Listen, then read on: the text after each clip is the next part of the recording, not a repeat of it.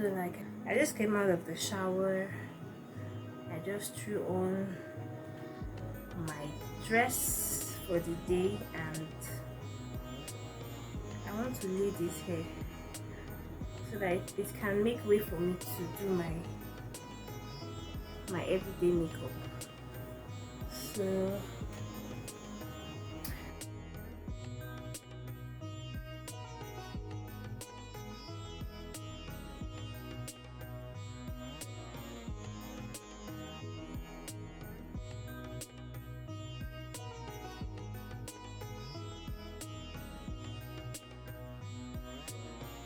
I've laid this back.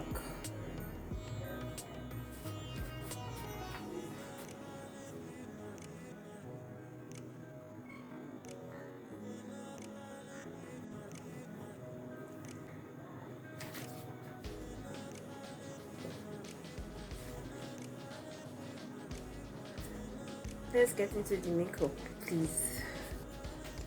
Hi guys, you're welcome back to my channel.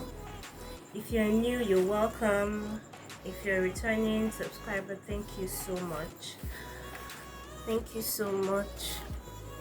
So yeah, I'm looking this way because it's a get ready with me video, and I'm going to be doing an everyday makeup, simple basic makeup, no eyebrows, no eyeshadows, just foundation, powder, eyeliner, mascara,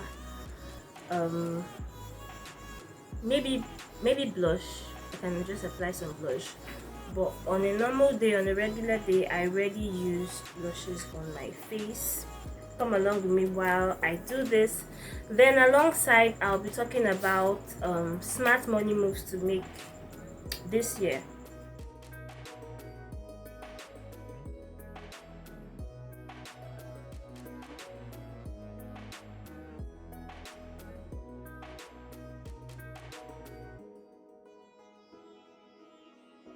I'll be talking about smart money moves to make in the year 2022. So come along with me and let's do this. So firstly, my face is clean. I've already wiped my face, so I'm just going into my very little, I'm so scared of applying certain products on my face because this year I'm so intentional about my skin. I think I need to get a mirror for this. Let me use this. So guys, talking about smart money moves to make in the year 2022. This is the Nivea Aftershave. It's a cool product to use as a base for your makeup, but if you want it to last all day, you have to use 2 to 3 different primers, but with the same consistency. I'm just going to allow this dry. So the first key point here is to save. All right, I cannot overemphasize the importance of savings and spending judiciously. So when you say someone is spending judiciously, obviously the person is not using all of the money he or she has, so you save. Like the popular saying, you plan for the rainy day. Okay, so I'll just be using this. I'll be using very little because it's a basic makeup, so I don't need so much. I don't even do makeup regularly. I always spray my brush before I use. Like I said, saving is very important. It's something that cannot be overemphasized. I missed a step. I'm supposed to go in with powder before, but I always forget doing this. But if I was doing this on a client, I will not forget. But on my face, because I'm trying to stay away from makeup, I tend to forget to go through some steps. So guys, saving is very important, especially as an entrepreneur. You have to save. Another way to save as an entrepreneur is to possibly get a profit account. I haven't done that, but a business account for just your profit. Having a business account for normal transactions and having another business account for savings. So I don't have a business account for my profit, but I have a personal account I don't use for my personal transactions. So I just dedicated that for my business profits. Now, profit after tax. So from there, I pay myself. So after I pay myself, I just do all my expenditures, I plan, and then I take out a certain amount, no matter how small, and I save it. So you could also save through having a fixed deposit account. I don't really preach fixed deposit, but it has helped me over the years. It has helped me, even though you don't get much returns. But if you're not investing, if you don't have a legit platform or a company or an investment house, if that's a word, I wouldn't say an investment house, but if you don't have a company where you can invest and get returns, you just create a fixed deposit account and you save. It really helps. It helped me. So you have to learn to save. It's something that I cannot stress that enough, because if you don't save, you literally consume all the funds you have. So I don't know your own definition of saving, I don't know your own principles for saving, but saving is saving, however we want to define it, how you want to understand it. Like I said initially, especially as an entrepreneur, you have to save. And the second thing I noted down, you have to learn a skill. Recently on my IG page, I posted not really a video though, just an e-flyer, but in a video format with no much details. But I wrote on it, equip yourself. So learning a skill is literally equipping yourself. It's preparing for opportunity. All right, it's very important, especially in a country like ours. Like, you have to learn a skill. If you're not working a 9 to 5, even when you're working a 9 to 5, you still need extra income. You still need a skill. All right, so it's very important to brace up. Equip yourself with skill, equip yourself with knowledge. It might not literally be a handwork, it could just be improving in your area of expertise. I don't know what got into my eyes. It could be improving in your area of expertise. But guys, just learn a skill. You could learn makeup, you could learn catering, you could learn graphic, computer related courses. Whatever it is, just equip yourself and prepare for the future. Like I would always tell people, it's better you prepare for an opportunity and it doesn't come than an opportunity comes and you're not prepared for it. Like, what could be more devastating than that? So please do equip yourself with the right information, with the right knowledge, the right skill. Don't be at the same level. If you are a makeup artist and possibly you learned 3 years or 4 years ago, new techniques are coming out, there are new products, there are new, okay, like in this video I wanted to use my cream to powder sleek cream to powder foundation. In my head, let me don't now use it, and some persons will come for me like, who still uses cream to powder? But it's pretty nice, it's fine, it does the job.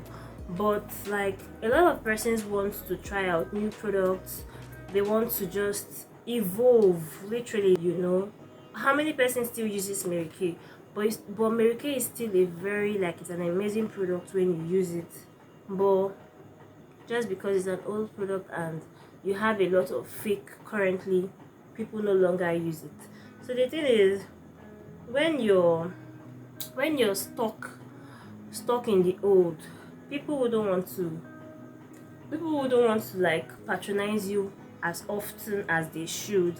For instance, now most makeup artists, they do the whole TikTok transition thingy, and you're still there doing your regular routine. A lot of clients, they want fun, they want something spicy and something, and you're just there. You could just go for, let's say, a brief upgrade class on video editing to learn that, and that's a step to your makeup game.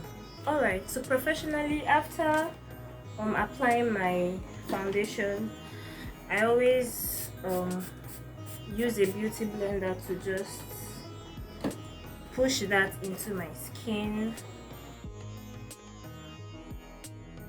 I won't even lie, I don't do this I don't do this on a regular, unless I have an event. Yeah, an event. I don't have the time to go through all this process, because already, for me, the foundation already starts well. With the way I apply my foundation, it already starts well. But professionally, it's still good to just, push it into the skin lightly, like so. You spray either with your setting or finishing spray, either one. But professionals will say, before you're done with your makeup, you use the setting spray, then when you're done with everything, you use your finishing spray. But anyone, whichever one you have, can still fly. So like I said, I have errands to run today, and I have a meeting by 12 o'clock. So this is an everyday look, alright? It's not a, like Nigerians would say, it's not a gang makeup. It's just an everyday look you could wear to your office. I don't always have the energy to do my brows, so recently I really got into a comfort zone. It's really pretty. For those who can't do their brows professionally, I would just always advise, get your skin work perfectly done, get your brows always outlined, so that it doesn't look bushy when you do this, when you go on with this look. Get your skin work, your foundation base, that's your primer, your foundation, your powder, let it sit very well. Go with your eyeliner and your mascara. If you can wear lashes, rock your lashes. You can apply bronzer and blush. But if you know you're not good with eyebrows, please leave it. Please just leave it, because I'm telling you, like, this is a really cool, beautiful look. If you listen, no, there are still people that won't listen. So I'm just going in with a powder. I don't rub my powder, I just push it into my skin. That's the right way to apply your powder. Just push it into the skin like so.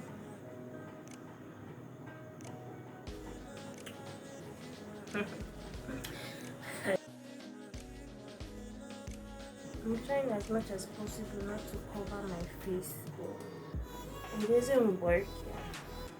So after learning a skill, which is extremely important, after learning a skill, let me just go back. Imagine being in a country like ours where unemployment is still an issue. Alright? That's why you see a lot of persons venturing into business, because either you're working in a private firm or a government organization. So, and the number of unemployed youths are way higher than the number of employed people. So, like, how do you survive if you don't have a 9 to 5? Please tell me, how do you survive if you're not working in the corporate world? You have to be a businessman. You have to be doing something. You have to be an entrepreneur. You just have to create streams of income for yourself and add to the growth of the economy. So, all right.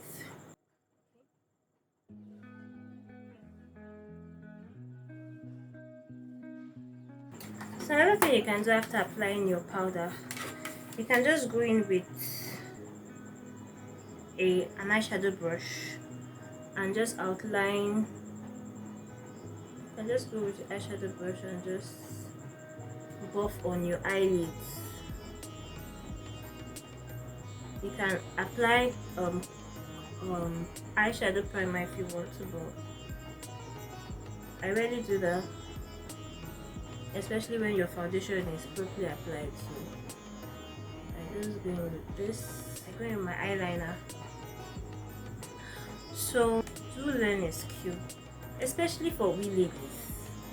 Do learn a skill. And the third thing I'll be highlighting on my smart money moves, the third thing would be having different sources of income. So you have to have different sources of income. It's very important. Having different sources of income, diversify. But the thing is,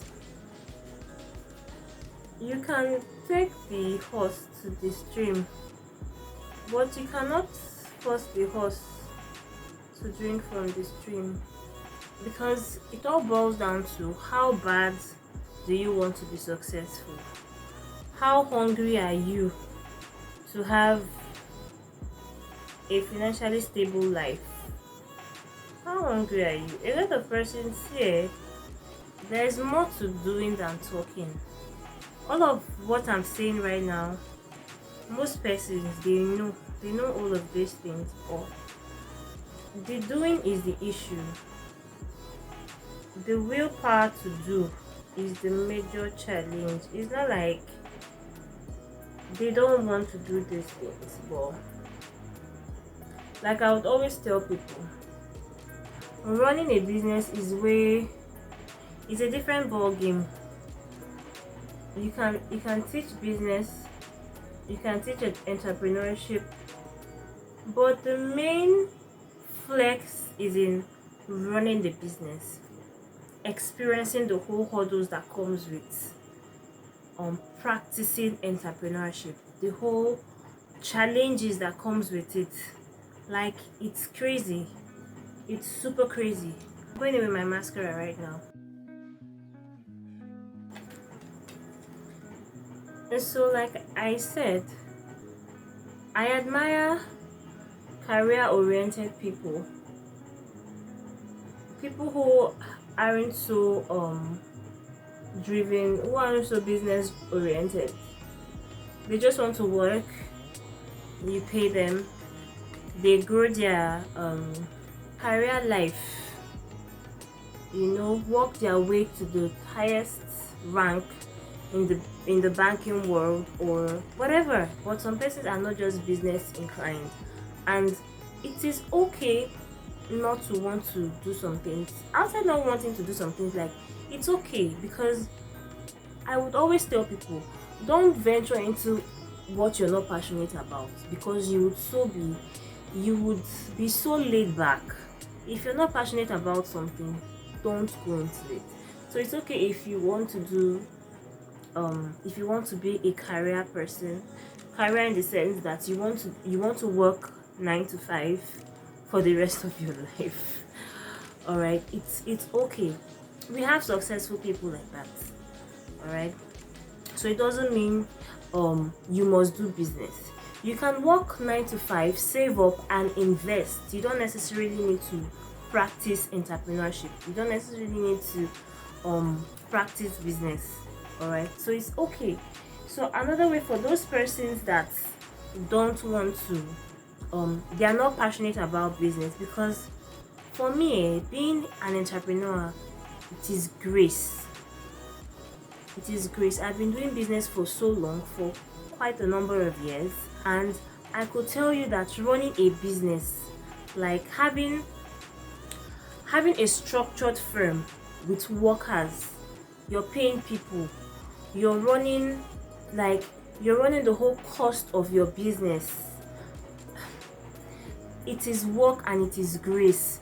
So it is okay to not rush into it, but I would always say plan.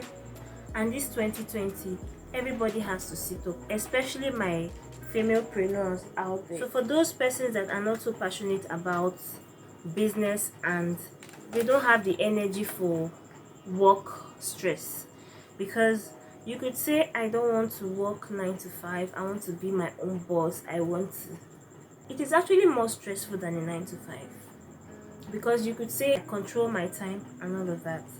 I've worked 24 hours straight. I've slept in my store working.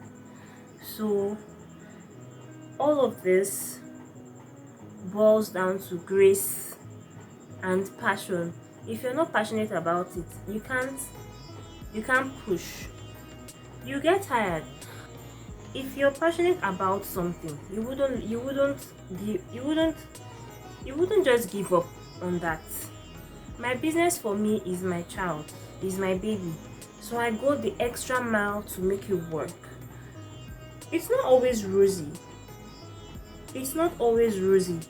But you have to make it work. There are several times I didn't show up at work because, like, it is so hurting when you're not getting the result of the level of input. You put in so much work and the result is so little. You get so heartbroken and you're wondering, why did I even do this? But I would always tell people, when you think of giving up, think of the reason that made you start that business. That's why a lot of times, go for value, go for solution, than just, I want to make money. Of course, the primary purpose of starting up a business is for profit maximization, of course, but please be passionate about whatever you're going to. I've overstressed this, and I have to move on to the next one. But it's very important. I said a lot of things I didn't plan to say, and thank God just has a way of moving us right. Because initially I was making this video for just people who wanted to do business, but not everybody is born to be a businessman. Not everybody is supposed to do business. So it's okay not to venture into business, but your money can work for you.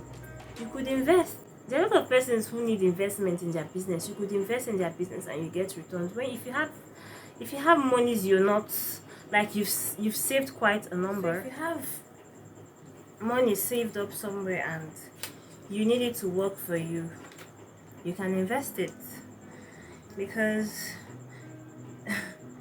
business comes with so much risk and not everyone is ready to take that. Not everyone is ready to be a businessman or an entrepreneur, so it's okay.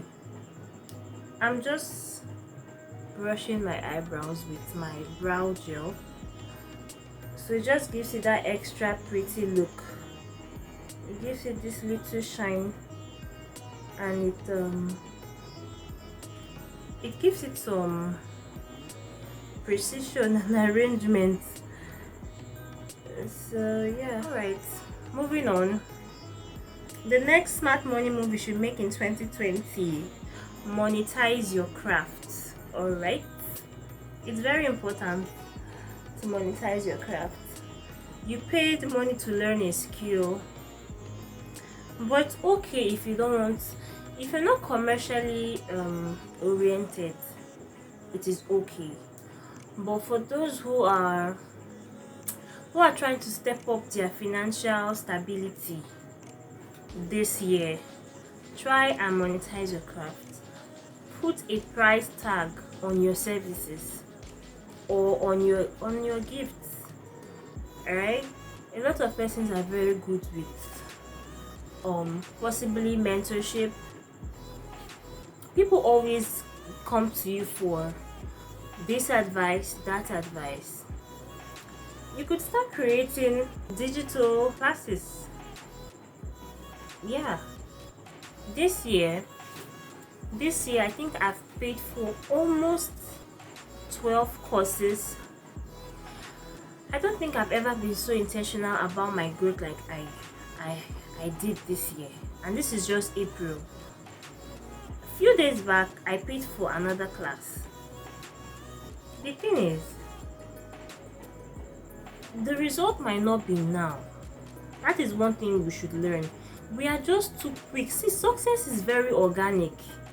You should learn to be, what's the word, patient. We should learn to crawl before we walk before we run. I think that's the problem a lot of person has. I was also like that anyways, but over the years I've learned to be really patient with my progress. And another thing that motivated me to be patient is seeing how a lot of persons are so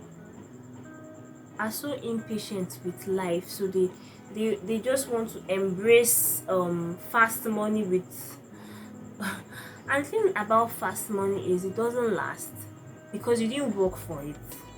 It doesn't last because you don't know what it takes to build wealth. So you would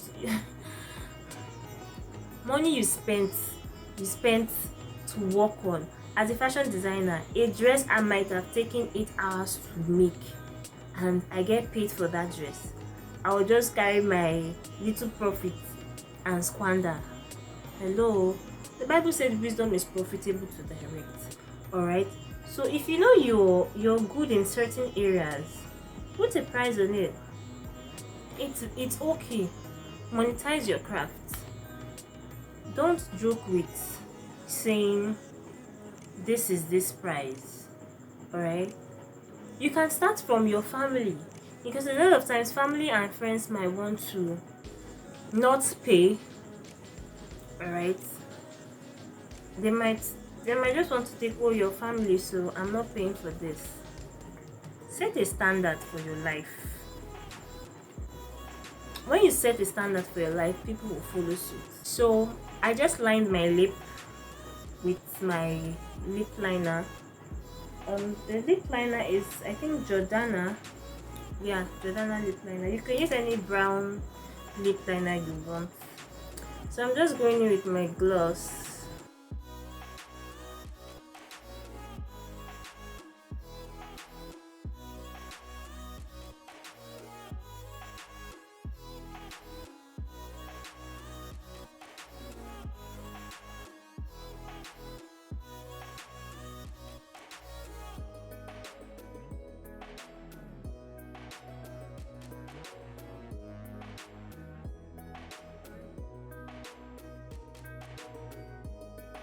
So like I said, learn to put a price tag on your craft.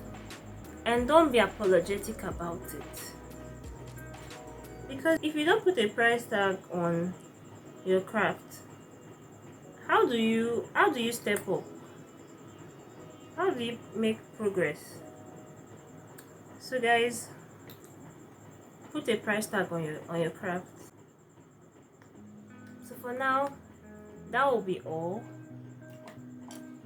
That will be all for now.